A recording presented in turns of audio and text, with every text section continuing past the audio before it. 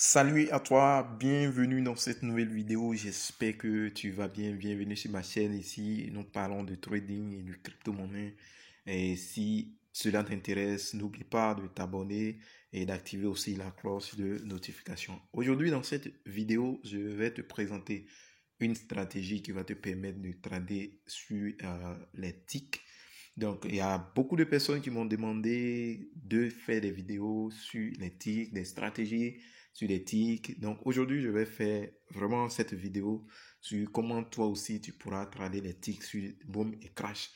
Mais je précise que cela n'est pas vraiment conseillé à ceux qui débutent sur Boom et Crash. Si vous n'avez pas d'expérience véritable sur Boom et Crash, suivez très bien cette vidéo jusqu'à la fin et vous pourrez tester cela en démo pour pouvoir peut-être vous habituer. Mais si vous avez de l'expérience sur les Boom et Crash, vous pourrez inclure cela dans votre stratégie de trade et ça pourra vous aider. Donc, la stratégie, elle est basée sur les échecs de spike. Quand je dis échecs de spike, c'est en fait, on sait que les spikes, ce sont des coups violents qu'on a beaucoup sur les booms et crash. Soit c'est ce qui descend, parfois si les booms ça monte, sur les crash ça descend. Voilà. Par exemple ici, le rouge qui est là, c'est un spike. Voilà. Donc, ces spikes-là, voilà, vous voyez, ça, on les appelle les spikes. Voilà, pour vous qui connaissez déjà. Mais nous, on va se mettre sur des échecs de spikes. C'est-à-dire des spikes qui ont voulu sortir, mais qui ne sont pas vraiment sortis comme spikes. Vous voyez un peu? Donc, vous allez vous positionner après ces échecs de spike, c'est-à-dire des bougies d'échecs de spike. Voilà, donc je vais vous présenter une première bougie. Vous voyez cette bougie rouge qui est là. Voilà, normalement, ça devait être une bougie, ça devait être un spike qui devait descendre comme ça, normalement. Mais ici, qu'est-ce qu'on a vu? Ce spike a échoué. Voilà, ça a été ici un échec de spike. Voilà. Donc, c'est un faux signal, en fait. C'est un faux signal ici. Donc, qu'est-ce que nous allons faire quand on voit vraiment l'échec comme ça?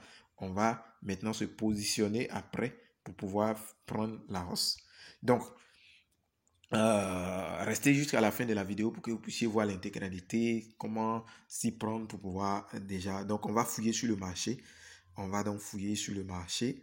Voilà, on va trouver ça généralement. Voilà, vous allez trouver ça généralement sur le marché. Voilà, ici, on va trouver ça régulièrement sur le marché. Des échecs de spike. Voilà, ça peut être un peu grand, mais vous voyez par rapport aux autres qui sont là, ou qui sont là, c'est pas la même chose.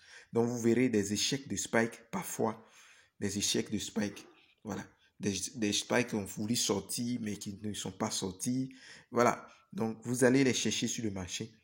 Et quand vous voyez l'échec de spike, après vous pouvez vous positionner pour pouvoir prendre position, pour pouvoir prendre des ticks. Voilà, voilà. Donc vous fouillez comme ça sur le marché. Voilà. Restez jusqu'à la fin pour que je vous donne l'intégralité, dans quelles conditions il faut prendre, tout ça. Je vais vous expliquer par la suite. Voilà. Est-ce qu'il faut prendre tout ce qu'on voit sur le marché qui est échec de spike? Voilà. Ça, c'est une stratégie que j'ai développée. Vous voyez? Voilà, on a l'échec de spike. Ce spike est venu après. Ça vous a fait peut-être perdre un peu, mais après, on a basculé vers le haut. Voilà. Parce qu'on était vraiment confiant que notre échec de spike allait donc nous donner de l'argent. Voilà, donc toute la journée, vous backtestez comme ça, vous backtestez, vous cherchez. Quand ça se produit, vous prenez position. Donc vous voyez, il y a déjà les tester, voilà, tester sur un compte de démonstration. Et une fois que vous êtes aguerri, voilà, sur cette stratégie, voilà, sur cette stratégie. Donc, parfois, vous voyez, voilà, il y a beaucoup sur le marché. Donc, toute fois que vous allez voir ça, les échecs de spike, voilà, vous pouvez prendre position et prendre des ticks sans problème. Sans problème. Parce que c'est en réalité, ce qui explique ça, c'est que les acheteurs et les vendeurs se battent sur le marché. Donc, on sait que les spikes sont là pour manipuler le marché et S'il y a échec de spike, c'est-à-dire que les acheteurs, dans ces conditions, les acheteurs ont plus de force que les vendeurs. Donc, vous allez voir ça régulièrement. Régulièrement, on va répéter pour pouvoir détecter ça rapidement. Voilà. Donc, ces échecs-là, ce sont des échecs de spike. Ça, ce sont des échecs de spike. Voilà. Vous allez voir ça régulièrement. Voilà. Régulièrement. Voilà. Maintenant, comme je l'ai dit, dans quelles conditions il faut prendre. Par exemple, nous sommes sur le boom ici. Le boom ici, vous aurez des échecs de spike comme ça. Vous aurez des échecs. Ici, il y a l'échec de spike. Ici, il y a échec de spike. Mais qu'est-ce que vous constatez? C'est lorsqu'on est dans vraiment une bonne tendance haussière. Voilà. Il faut attendre qu'on soit dans une bonne tendance haussière. Et là, quand tu vois des échecs comme ça, tu prends position et tu te fais assez d'argent. Voilà. Maintenant, si vous êtes sur, par exemple, le boom, et regardez ici, il y a beaucoup d'échecs.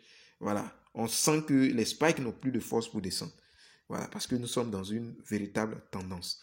Nous sommes dans une véritable tendance. Donc, si on n'est pas dans si vous voulez faire appliquer cela sur les booms, attendez qu'on soit dans une bonne tendance, dans une bonne, par exemple, si c'est sur les crashs, puisque vous tradez les ticks, donc vous attendez qu'on soit dans une bonne tendance haussière.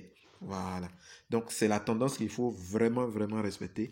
Ne tradez pas en contre-tendance. Voilà. Si vous voyez que la tendance n'est pas bonne, par exemple ici, si vous mettez à trader des échecs de spike ici, vous allez perdre de l'argent. Voilà.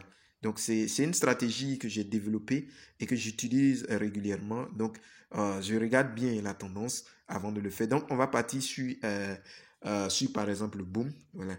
On va partir sur le boom. Donc, je vous montre aussi des échecs de spike. Voilà. Ici, on a des échecs de spike. Voilà. Échec de spike, échec de spike. Et la tendance baisse bien. Voilà. Donc, si on est sur les booms, puisqu'on trade les ticks sont dans la tendance baissière. Donc, on va attendre que le marché soit à la baisse pour qu'on puisse faire cela. Voilà. Échec de spike ici. Et toute cette tendance, on l'obtient. Voilà. Mais si vous êtes dans une tendance haussière comme ça sur du boom, de grâce, ne tradez pas les échecs de spike parce que vous allez faire cramer votre compte. Voilà. Par exemple, ici, échec de spike et on a cette descente.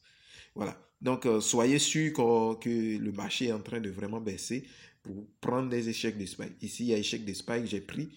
Vous voyez, le prix nous a fait mis un peu dans le rouge, mais après, c'est descendu parce que nous sommes dans une tendance qui baisse vraiment. Voilà, échec de spike, échec de spike. Voilà, donc c'est une stratégie que j'utilise beaucoup. J'utilise beaucoup si je vais trader les ticks. Voilà. Mais après, si vous pouvez coupler avec les supports, les résistances, pour pouvoir peaufiner cela, ça vous aidera beaucoup. Voilà. Parce que moi, je l'utilise aussi. Quand j'utilise plusieurs stratégies, je les combine et puis j'arrive à détecter les meilleures opportunités d'échec de spike pour trader en fait. Donc, si vous basculez dans le marché, si vous backtestez, excusez, si vous backtestez, vous allez voir que ça marche dans la plupart du temps. Seulement il faut respecter donc la tendance. Voilà. Là, quand tu vois, tu n'as pas de problème. On va partir, par exemple, on va partir sur le boom. On prendra, par exemple, le boom 300 pour vérifier. Voilà, je fais en même temps que vous. Hein. Je fais en même temps que vous. Voilà, ici, voilà. Souvent, des échecs, des spikes, vous allez les voir. Voilà, vous allez les voir d'une manière comme ça. Voilà. Ça peut être une bougie rouge aussi, mais c'est avec une mèche. Voilà. Donc, vous pouvez les voir comme ça, soyez dans la tendance. Hein. Si vous n'êtes pas dans la tendance, c'est pas la peine de prendre les échecs de spike. Ici, on a des échecs de spike ici. Et on descend. Ici, échec de spike, on descend. Voilà. Donc, ça, c'est une stratégie que j'ai développée avec le temps, avec l'expérience. Donc, ça peut vous aider à trader aussi les ticks. Voilà, donc entraînez-vous, respectez surtout la tendance. Respectez la tendance si on n'est pas dans une forte tendance. Voilà, ne prenez pas position. Voilà, échec des spikes, on est dans la tendance, échec des spikes. Voilà, Là, même après, si les spikes arrivent à vous mettre un peu dans le négatif, vous n'avez pas peur parce que nous sommes dans une bonne tendance qui baisse, en fait. Voilà, ici, échec de spike, échec de spike. Voilà, vous verrez ça. Voilà, on fait en même temps et on analyse en même temps que vous.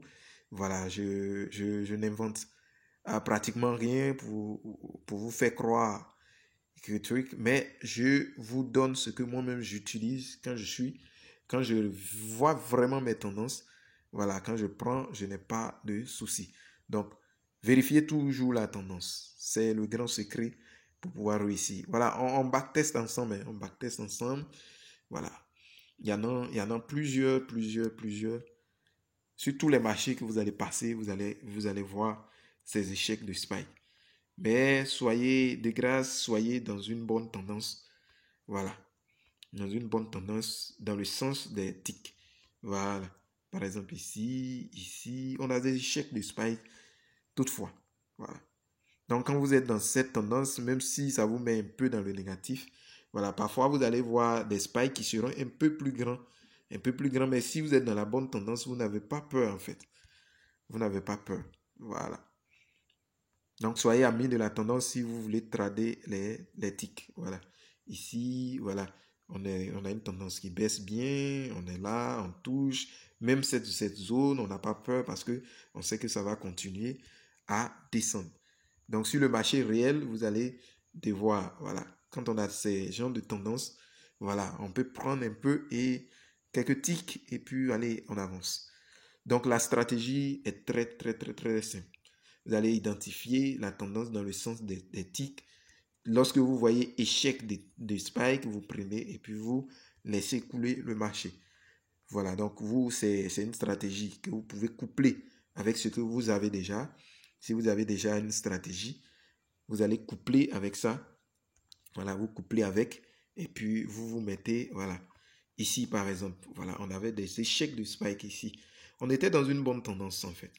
On était dans une bonne tendance. Donc, même ces spikes-là, on peut les considérer comme des échecs de spike.